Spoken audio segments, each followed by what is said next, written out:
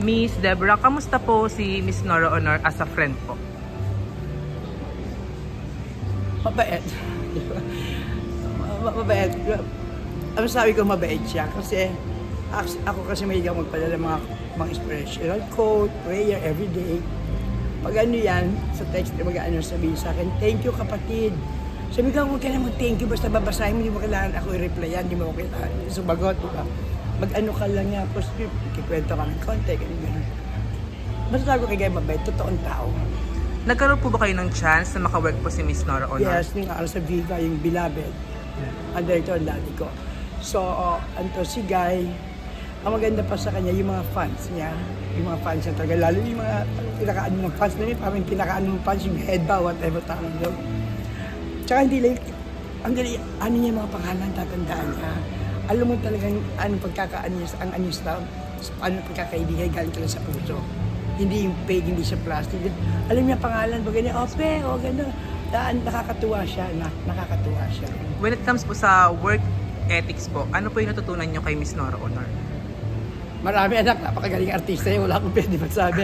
I mean, sabi niya, anong isa nag-ano sa akin, anong maano mo kaya, sabi ko, isang magkakaroon isang katulad. Sa ngayon, wala akong masabi, pero baka time ulit ka magkakaroon ng another Nora Honor. Pero sa ngayon, hindi natin maano, baka wala na rin ako nanigala. Like ako, Coco Martin, kita mo si Coco, binuhay ni Tito Rani, ni Fernando po. Yung binuhay niya yung nabuhay yung Fernando po, George, through Coco Martin naman. Nako mo, yes po, ano. yes. So, time ulit ka, magkakaroon din ng gano'n. Pero sa ngayon, wala pang pwedeng pumalit na another, in acting wise ha, tsaka totoong tao. Ano po yung legacy or trademark na hindi nyo malilimutan na iniwan ni Miss Nora Honor? Iniwan niya. Gusto ko mga maayos sa buhay, yung mga ano, di ba? Ano ba? Yung naiwan niya, ano mo masabi? Yung contribution niya po, yung pelikula mga ginawa niya. Ay, marami, basta yun. Ang hindi niya, wala kasi ang masabi ko, wala maging katulad niya si Ate Gay. Yun ang may, ano niya na, isa lang siya. Parang isa lang ako. Ano po yung favorite? Naalala ko, magka-eksena kami. No talkies, walang salta-salta. Through eye to eye lang yun namin. Mata-mata acting. Gulat ako, tumutulong na luha ko. Ganun nadala ka talaga. Ganun yung katindi. Walang ano yan, walang dialogue, no dialogue, yung ano, wala. Magtingin na kami ganyan. Ganun siya. Tumutulong. Ganun. Kaya para sa inyo, one and only. Ay, one and only. Ano po yung favorite movie nyo ni Ate Gay? Ano ko lang siya nakasandor, ano lang yung isa guest, ako yung Beloved. Magpinsang kami. Pelikula niya na marami naman siyang pelikula magaganda. Anak, yes po, totoo po. Hindi ko pwede ako magsabi na ito lang. Okay, true. Almost, halos lahat naman ng ginawa niya magaganda eh. Nakuha mo, so yes, I cannot say like, ganito lang, himala lang, bona lang, alam mo yung ano, madami. Kumbaga talagang bago niya tanggapin yung isang project, talagang inaano rin niya, siyempre din niya yung so many istorya, not only, siyempre the role, of course, ano niya, pero yung siyempre istorya, ganyan. Tsaka ano naman, Lino Broca, yung mga adik niya. Yes, tama po. Diba? Si Lino Broca, hindi naman kukuha niya kung di ka magalit talaga eh. Naging director ko rin yun, yabang ano.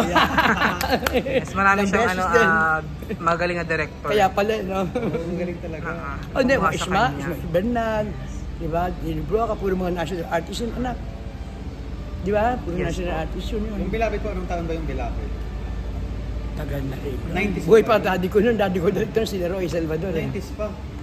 Ang Beloved. Para siguro mga gano'n. Bago pumunta ng States yun, tama, mga 90s na. Hindi, 80s na. Kasi nung umalis ako, pumunta akong state, 89 eh. So 80s. Yung talaga hindi makakalimutan na project yung together ni Ate Gay, talaga Beloved. Sabihan niya sa akin, magpinsan kami. Sabi niya, ako Deb, hindi ko kaya ginagawa dahil kami ni si V kasi marami akong pelikula, magkasama kami ni Beloved. Yung ano namin ni V, ay gumagalaw, may ginagalaw. Alam mo yung movement, may movement. Sabi niya, hindi dahil siya talagang ano siya, di pag ano, alam mo yung drama, acting, ay gano'n. Hindi siya yung parang na, yung gano'n. Sabi niya, may ginagawa, nagluluto, nagsasalita, gano'n. Magaling, bawa ko, acting-wise, hindi lang acting-wise sa ugali din, ano. Totoo. Hindi dahil wala na siya ngayon nag-ano.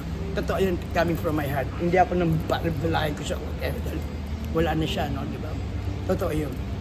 She is known Totoong tao siya. to be a very generous person. Hindi, kasi galing din siya sa alam mo, galing din siya sa yung pinanggalingan niya. Yes, Kaya po. alam niya how it feels. Diba, lalo na yung pagwala, alam niya. Kasi galing siya dun eh. Yes po. Diba, ayun yan. Hindi, meron maraming nanggaling sa ganun, pero nag-iiba. Nag-iiba. Siya, alam na yung sa ikaw, pero ito hindi, same thing. Ganun pa rin siya. Yun nga lang sumikat siya, pero alam niya kaya ano siya sa lalo yung wala nang Sa, siya. sa paa pa rin, sa lupa pa rin. Yes. Hindi siya talagang mga ang feeling niya, star na star siya. Hindi. Ano yun talaga sa mga lalo sa mga pansa, hindi kayo ibang tao ha, pamilya kayo. Saka nakakatawa na galing sa inyo na talagang minsan natanda talaga niya. Hindi siya yung parang plastic lang na hi, hello lang na. Oy, Hindi. Tsaka pag inalis siya, hinto siya talaga, makikipagkwento pag sa konti. Upo pa siya, Fe, yan.